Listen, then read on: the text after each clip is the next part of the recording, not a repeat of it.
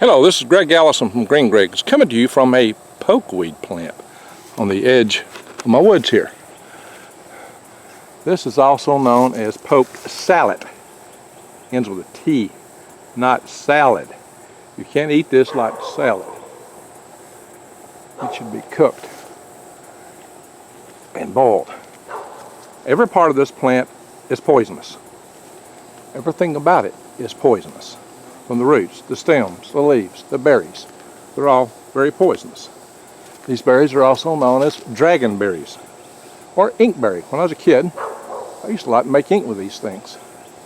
Now, this is also a food, a poisonous food. Therein lies the funny thing about this plant. Now, it's growing in the midst of a persimmon tree, which actually has persimmons on it. Now, I like persimmons. These are a little more questionable, as you might imagine.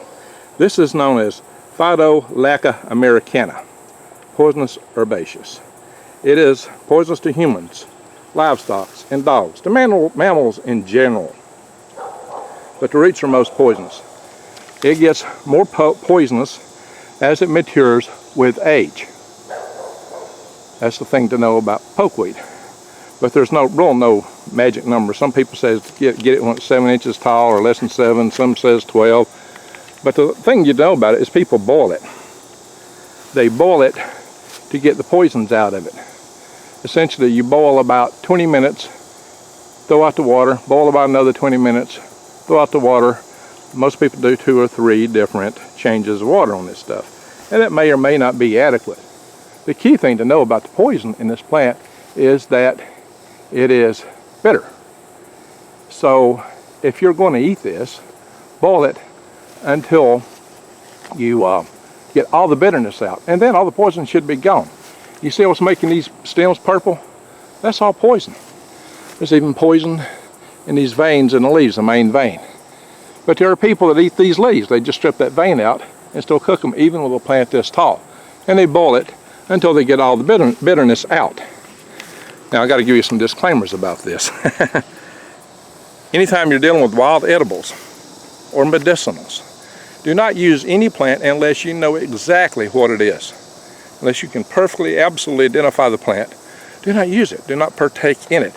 Because in Mother Nature, there are a lot of things that are good and good for you and good to eat, healthy, medicinal. But there's also a lot of things that are poisonous and will kill you. This plant is both. It's edible and it's poisonous. It can be good for you and it can kill you too. So if you don't know what you're doing, don't mess with it. If you don't know the plant, consult with a local expert before dealing with it. So I'm not going to give you any claims. I'm just going to tell you what people talk about with this plant. And you've got to leave it up to yourself what you want to do with it. There's a lot of people that eat it. There's a lot of people that use it quite extensively. In Arab, Alabama, a little town just down the road from me, they have a poke sallet anniversary every year. Sallet, not salad. I had a friend told me that some of his friends come down from up north and they asked what the plant was, and he told them poke salad. Without checking around, they decided to make a salad, and they both got very sick, a couple. Very, very ill. When poke salad kills, it kills by attacking your respiratory. Well, there's a lot of things. It can make you vomit. It can give you severe irritation in the digestional tract. And when it does kill, it's usually respiratory paralysis. That's a rough way to die. Respiratory paralysis. In other words, your lungs won't work. You can't breathe. But I know people who actually eat the berries, even though infants have been known to die from eating just a few berries.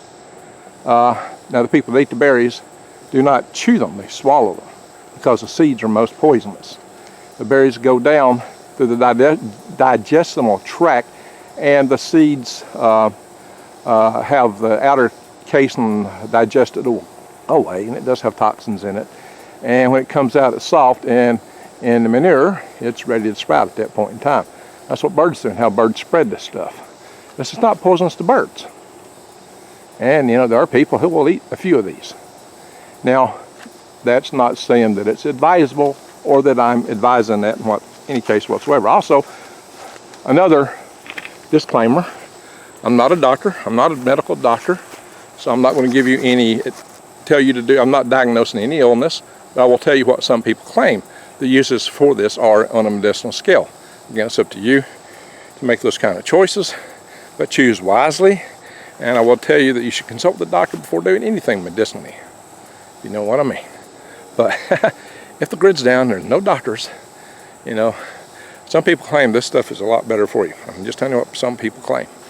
That it will take care of things and eliminate the needs for certain medicinals, which also have side effects, as we all know. Okay, so that's some of the disclaimers. Also, I'm going to go in more detail about this plant. But I talk about a lot of wild edibles, medicinals on this channel. I'm going to talk a lot more. The next one's going to be elderberry. And I talk about how you can grow your own food, how you can eat from the wild, from the weeds and the trees. My proposition on my channel is to help you survive, thrive, and stay out of the hive. So bear all that in mind and subscribe to my channel. Bang the update notification bell. I could use more subscribers. Check to make sure you've not been unsubscribed or unbanged. You know, sometimes the algorithms change those things from time to time. So double check, especially if you're not seeing notifications from me. I'm posting videos fairly regularly now. But also support my channel. Click the links below. Go to prepwithgreg.com, because right now you really need to prep. Right now it's when you really need to get things while you still can, while they're still available. On prepwithgreg.com you can get 4 weeks food supply, $100 off. A fantastic deal. Food that lasts 25 years. Delicious food, breakfast, dinner, lunch, and some desserts and drinks.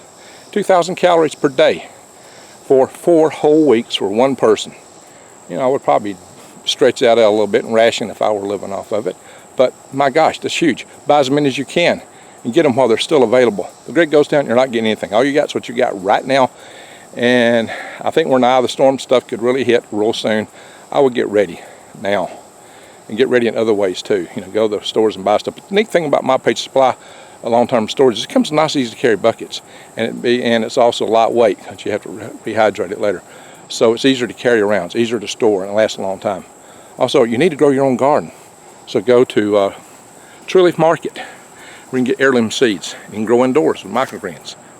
And I got videos on that. So go to True Leaf Market. My link below is to that too.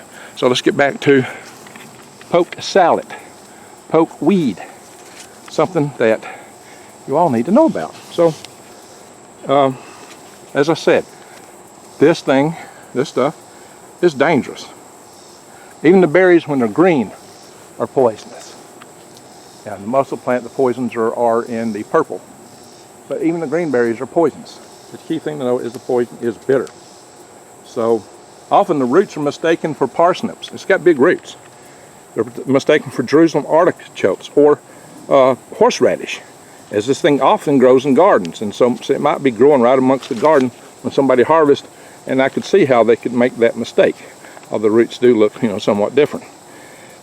If you look at the stuff up on Wikipedia, it says there's no claims of the beneficial effects of the medicinal side of this. Of course, they're going to say anything, and getting those kind of claims requires, you know, a lot of research from pharmaceutical companies that are willing to spend the millions of dollars to do that sort of thing, right? Anyway, again, you really got to boil it until you get all the bitterness out. 20 minutes at a time, change your water out. A lot of people do 2 or 3 changes. It might be more than that, especially if you use these big leaves. But if you use these big older leaves, even if the stems are green, pull them out. They're fibrous, they're tough. Pull that middle stem out, and it's also got a lot of poisons in it. Now, what you might not want to know, from medicinal sides, people use this, the roots and the berries, for rheumatoid arthritis. That's what they claim. They claim it's good for autoimmune diseases. It's an anti-inflammatory. It's got kind of a soapy-like molecules that are saponides that make it a good anti-inflammatory, I'm told. Like I said, I'm told. That's what I've heard. And supposedly it moves lymph out. Some people actually use this fruit, making jellies, syrup, wines. Well, and there are some that will eat a few of these berries, just a few raw. It's also claimed by some that this can actually change your genetics to make you more susceptible to cancers. Now, hey, I don't know about that, but that's some of the claims that are out there. If you swallow these berries, don't chew them, and they might stick in your throat. So you probably want to take a lot, and you need something to wash it down with. But then again, these are all things that you need to be aware of. But it's also said that, hey, people have even died from eating things like elderberry and elderberry bark. Elderberry is also poison. The more people die from elderberry than die from pokeweed. And you can even die from eating kidney and lima beans if not properly prepared. So that's some of the things about pokeweed.